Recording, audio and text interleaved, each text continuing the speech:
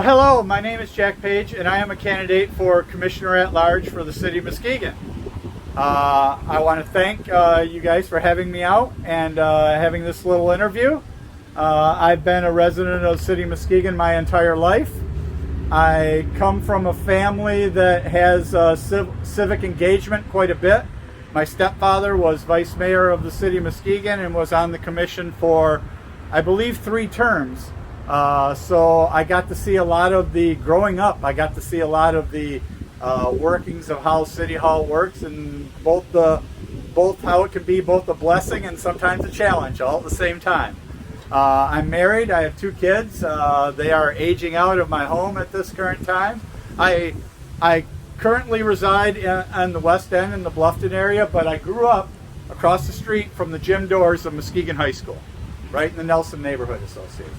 Right in the Nelson neighborhood. So I feel like I'm still connected with the downtown area, with the inner city area, and I am hoping that I can bring a bit of a watchdog mentality to the commission. I think lately we've had a lot of instances where different procurements of funds haven't been gone exactly where they wanted to be. We're not following our current ordinances as far as charter parks and things of that nature. And I think the city is just getting away from those things and needs somebody to rein that back in a little. Excellent. That's it. All right. Good start? Good start. Okay. All right. So I'll ask 3 questions, and then we'll pause the timer. And then I'll let you get in there, ask 3 questions, and we can alternate like that. Sounds great. I'll introduce myself, and it's still recording, so Yeah. I'll introduce myself. That's what editing's for. Yep. Hello, my name is Brian Clancy, and I'm with Muskegon Citizens for a Strong Community. No, Strong City. I'm sorry. Hello, my name is Brian Clancy, and I'm with Muskegon Citizens for a Strong City, and I am here with Jack Page, and this is our first interview with questions that you guys asked. So, Jack, the first question that I have Hit me. is, what cities do you think are successful, and what can you learn from those cities to push this city forward? Cities, I'll ask a question back to you. Cities comparable in our size? Yes. Okay. Or even bigger. Like, what makes a successful city? What makes a successful city? Great question. I think success is it's a multi-edged sword. It can't just be economic success. It can't just be success of the government and of development or developers or anything like that. I don't think a city should be judged on the value of its portfolio. It needs to be judged on the value of its people, how inclusive they are, how the city's requirements and the city's ordinances are followed. I think comparable to our size, as we morph a little bit more into a tourist destination as opposed to the older manufacturing type model that we had in the past. Some that jump out to me would be like South Haven would be one. A little smaller than us, but still very diverse, has a lakefront, has lakefront opportunities, has some of those same manufacturing things still built in, but is predominantly blending over into a tourist community. I don't know if Muskegon is going to continue with, well, I actually do. I think that Muskegon will continue the growth in the tourism sector because others around us are just now discovering what a great gem we have sitting here on the lakeshore. I mean, there are not many other cities that I know of that control 5 miles of Lake Michigan lakefront. That's just unheard of. There's no other cities that do that. And we are extremely blessed that we have that, but it also makes it inherent that we have to be good stewards of those properties. Okay, so I kind of want to bring you back to that question. So, like, what do you feel you can do to push us to be a successful city? Like I say that not saying that we aren't a successful city, but like how can you make us as a city commissioner? How can you make us successful? Well, I think that Muskegon, especially downtown and other areas, have grown leaps and bounds. But I don't see all the neighborhoods in Muskegon sharing in that uptick. And I think that some of the recent spats with crime wave and things like that show that right out, that not everybody is involved in this new uptick. I'd like to see more opportunity for some of our outlying neighborhoods that maybe are not seeing the uptick like our downtown area is doing, like our West End area is, like our even the Nelson neighborhood as downtown is expanding and the 3rd Street corridor is expanding and everything. I'd like to see that. One of the things that I've been a proponent for a long time is downtown continues to be a food desert. We need an anchor grocery store in this downtown area. And I believe that this 3rd Street corridor is the ultimate proper place for it. I've been a proponent for 10 years to get that Olds Matson's building flipped over into an anchor grocery store. So the residents don't have to drive to Norton Shores, to 10 miles away, just to access healthy foods. That seems that should be a priority for all of our students. So can I narrow you in on it a little bit? So success would be bringing in food to downtown to extend economical windfalls to all sectors of the community, all sectors of the city versus just downtown area. Yeah. What about working so in that success of economics, we in Muskegon we have this issue where if one side is winning, then at least we can say the other side is, the other side can, I guess, one. It's like dominoes. If somebody is winning, somebody else is losing. I don't think that has to be that way. I think that, and my stepfather told me a long time when he was in the commission that the West End is going to be fine. What we need to concentrate on are helping out our core neighborhoods. I haven't seen the uptick in the Angel neighborhood. I haven't seen the uptick in the Moon neighborhood. I haven't seen those economic upticks. I mean, if anything, we just lost another place where people could access food. It wasn't great quality, healthy food, but at least when they had the big Dollar General there on Laketon, they had access to a food shop. That's now gone too. And I think that some of the unhealthy habits that Muskegon has, those could be greatly helped if we could just get an anchor grocery store to locate in the downtown area. Even if the city of Muskegon has to subsidize that and push it for lots of great things have started out with, I was always a little bit skeptical of government getting involved in housing because it's never really worked out very well, especially in the past, our Hartford terraces and places that, they're wonderful, but that's not the model I think we should do. And now as we are building houses, I was skeptical that those houses were going to sell. Prove me wrong, good job,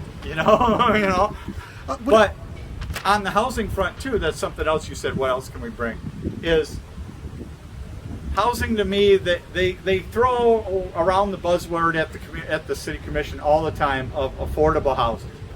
Well, they're basing that on the adjusted gross income for the entire county, not just for the city. Well, the AGI for the county is a lot bigger than what the AGI is for our city Muskegon residents. So if you're saying that housing is affordable, $1,300 a month, $1,200 a month in rent is not really affordable as far as the city of Muskegon's AGI is concerned. I'd like to see, as we're throwing around those buzzwords, affordable housing, we calculate that based on the city of Muskegon's adjusted gross income instead of taking the county's one, because then we would get a more reflective nature of what affordable is for our citizens. Okay, so with that being said, if elected to a city commission, you have to work with other commissioners to push your agenda. How do you do that? How do you work with other city commissioners? It's 7 commissioners, so you got to get 4 on your side. How do you plan on doing that? Well, some of them I believe I already have a good rapport with. Some of them, and some of them, yes, it's going to take a lot more lobbying to get some things done. One of the things I think we should be focusing some of our federal COVID money on is expansion of Muskegon's first-time housing buyer program. We have a program already on the books in the city of Muskegon for first-time home buyers, but it's only up to a $5,000 credit. $5,000 doesn't even cover your closing costs in today's housing market. I'd like to see that pumped up to $25,000, which would then, there's a lot of people in the city that can afford rent. I see it all the time. They can afford rent. What they can't afford is raising that down payment or jumping through the credit score, the first-time buyer issues that come up. And study after study after study has shown the more people that we have as home ownership, the better our city is going to function. Okay. Now, again, you said lobby the other. You said you feel like you have a good rapport. How do you lobby? That's like if you need to build a consensus, how do you do that? How do I lobby? Yeah. You're seeing it right here. I put on my face and I go and I talk directly to them. And a lot of times, I know that I'm talking to I might be talking to a wall that doesn't want to listen to me, but it's still important to have that voice heard. It's still important to have those things out in public record so everybody in the city can see who's trying to get along and who's trying to push down. All right, let's switch. What are your thoughts and planned actions on accountability as it pertains to yourself, your colleagues, and city staff? Oh, I love the accountability question. I was pretty much infuriated when I found out that we had spending discrepancies with gift cards, spending discrepancies for parties put on at Heritage Landing and everything, and then a vote of the commission to not hold an audit. Come on, you've got two immediately identified instances where there's at best irregularities, at most potential criminal issues with that, and then we vote not to dig into it and find out what is really going on. That tells me there's more there, and that tells me that we definitely need that accountability. We need that vote for an audit. Whether or not that will be brought up when I'm back on the commission, I'll certainly be a proponent for that, because I think that city staff has taken a lot of liberties in doing some city staff has taken a lot of liberties in doing things and asking for forgiveness and not permission. And that's fine and dandy, but that's not a great way to govern and to run a city. It's just not. So that was one of the things that really drove me to this commission run, was that accountability. I didn't see it, and even when given the opportunity to rectify it, a majority of the commission said, I'm not sure we want to look at that. And that tells me that there's probably more. Okay. Next question. How do you see the status of social equity throughout the city of Muskegon, and what are your plans for the future on this topic?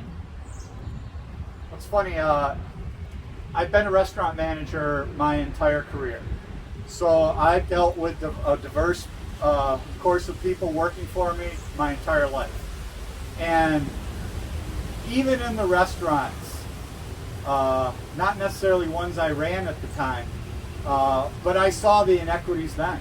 I saw that me and I'm thinking about when we opened the Hilton downtown. Remember way back when that was opened up as a Hilton. I was on their opening crew. And they brought in big chef companies to help train us up and get us going and everything. and I got a lot of attention. But I know that there were people there, people of color, that were just as talented as me, and, well, you go over there and do that. And that hurt me.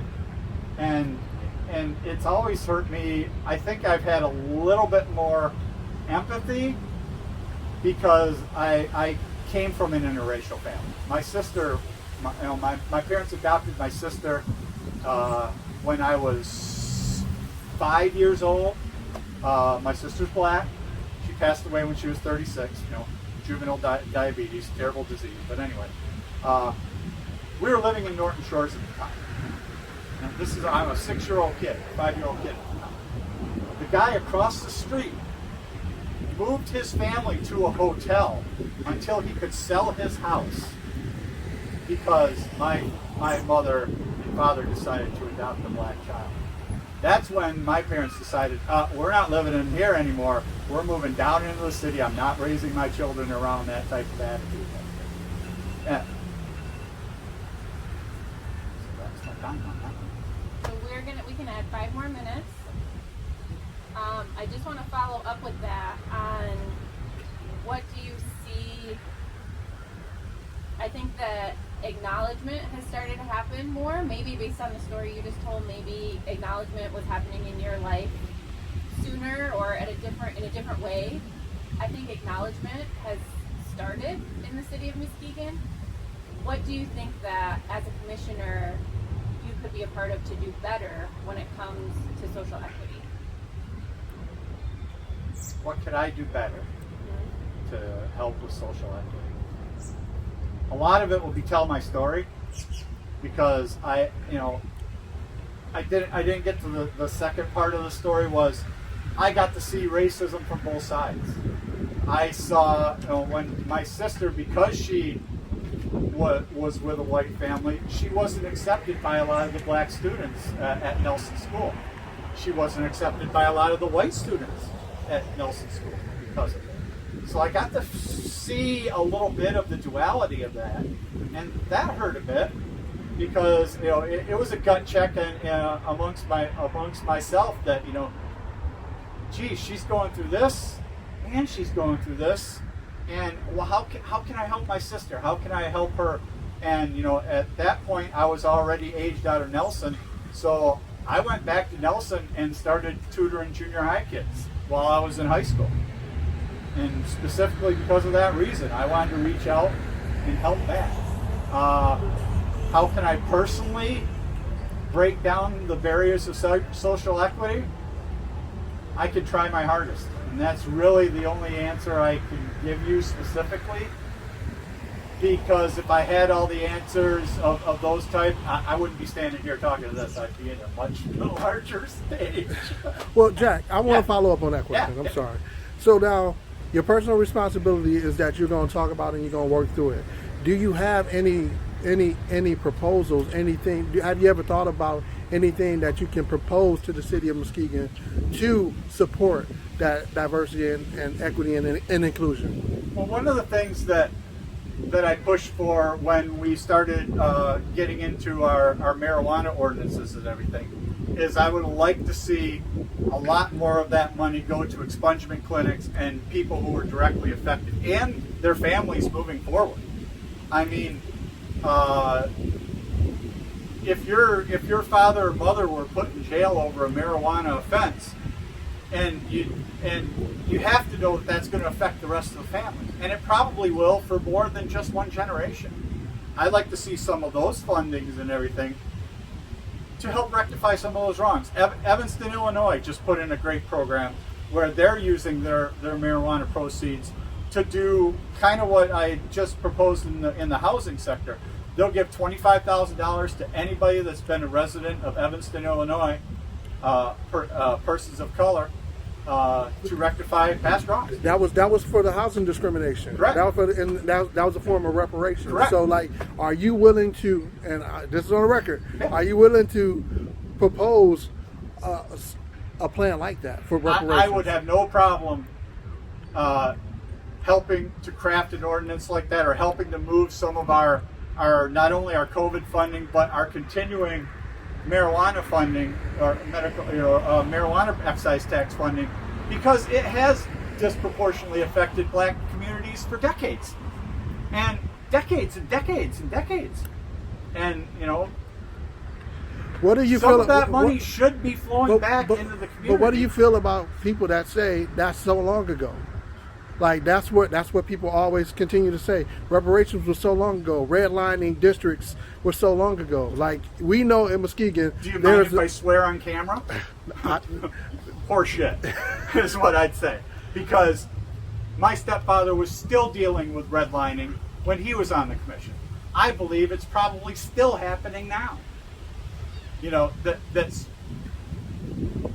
I've seen countless amount of people where banks will loan money to a person of color for an automobile or for this because they know they can repossess that automobile if they want to. But when it comes to housing, things like that, the story changes a little bit. I honestly don't think that redlining has gone away in total. I don't believe that, I just don't believe that. All right, I'm sorry for hijacking. Go ahead. Oh, no. So I think we have time for one last question. Okay. That was submitted from somebody, and that has to do with ethics. So we talked some about accountability in an earlier question, but this question says, in the last year, city policies and laws have not been followed. Per the city attorney, what will you do to restore ethics in how the city is run? I won't let city staff dictate to me what should go on. Commissioners are in charge of policing city staff, and they're not, at least in my opinion. So what does that look like to you? Charter Parks ordinance is a great that ordinance was put in place strictly to stop any city commission to be able to vote away a chunk of our public parks. That's why it was put in there in the first place. No sitting commission should have the right to take a public land and purvey it long term to a private entity without a vote of the people. And I get tagged as being anti-development and things like that with it. And I've said this 3-4 times before. I don't personally want to see it down there, but I could give a doggone less if you wanted to put up an 11-story hotel in the middle of the Ovals that shoots fire and lava like the Mirage Hotel, as long as you put it before a vote of the people and they vet it. Because right now the city tends to, when they go about things with our public parks, they go about it on the guise, how can I get around charter parks? Not, this is a great idea for everybody in the city, everybody will benefit from it, let's put it before a vote of the people and vet that out. No, it's immediately, how can we get around this? How can we subjugate it? How can we do it? And I think that's going to continue. The jet ski chalet is a perfect example. The expansion of the deck is a perfect example. The lease for Matt Kite is a perfect example. And now I'm hearing rumblings about a swap for Fisherman's Landing, for parking lots and things like that. And these are charter parks, and they're listed under for a reason. The reason is no sitting commission should be able to make those decisions. That's a decision that people should be able to make. And the city has outright disregarded. So your plan to fix that is to do what? Is to force them to adhere to their ordinance. First of all, I'll go on record right now saying if any private entity comes in and wants a long-term lease or anything to a public park, I'll vote no on it immediately. And the reason will be is because you're not adhering to your own ordinance. And I honestly think that it's probably going to take litigation before the city comes around to doing what's right, what they should be doing in the first place. So should city council do legal? So a city councilman or people? I think it's going to have to be a privately led litigation. I don't think the city council is going to push. We're not. The city is not going to sue the deck to take down whatever. Blah blah blah. That's not going to happen. The other thing that we seem to have an issue with now that the city kind of has control of the DNR and the critical dune statutes that go along with it, is we put in the angled parking down there at Pierre Marquette Park and everything. Yeah, never asked DEQ permission. We took out a whole bunch of trees on the inside of the oval. Never asked for DNR permission. We've been sanctioned as a city for it. We didn't get fined, fortunately.